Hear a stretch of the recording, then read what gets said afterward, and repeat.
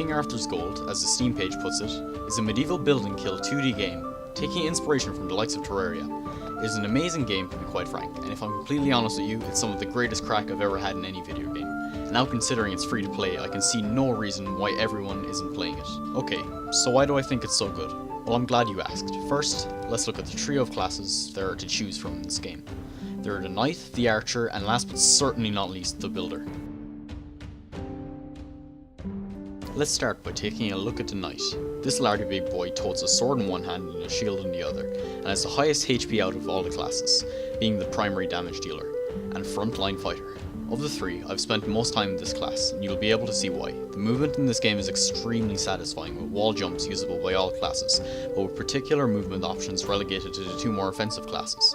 The Knight in particular has the ability to use their shield to aid their movement, whether they use it to glide and mitigate fall damage, or to surf on water, the ground, or the skulls of your enemies.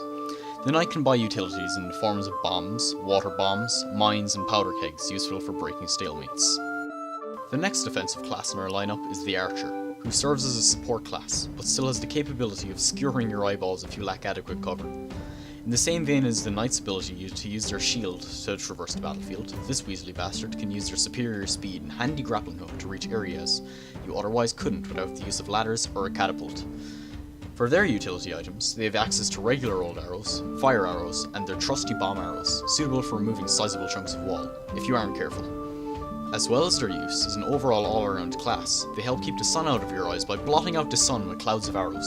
Of course, this final class is actually the bread and butter of this game, the Builder.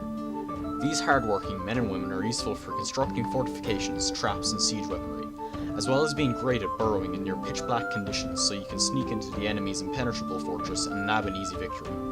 I wasn't lying when I said last but not least, because without these guys, the other classes would not be able to get their signature gadgets. These guys aren't able to build the necessary workshops for them, and the siege weaponry they can build can quite literally topple castles. In regard to their gizmos, they get a dickload of items they can build, as well as drills and boulders to crush your enemy's will to live.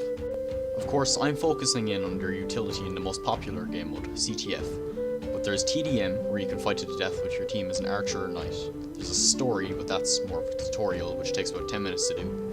And of course there are arseloads of sandbox servers for the more creatively inclined builders to make maps in, and countless modded servers ranging from RPGs to zombie horde survival games. So yeah, it's a great game, which I really enjoy playing, and I beckon you to join in on the fun. Maybe you'll find something you like and stay for a while. I give this game 10 out of 10. Thanks for listening.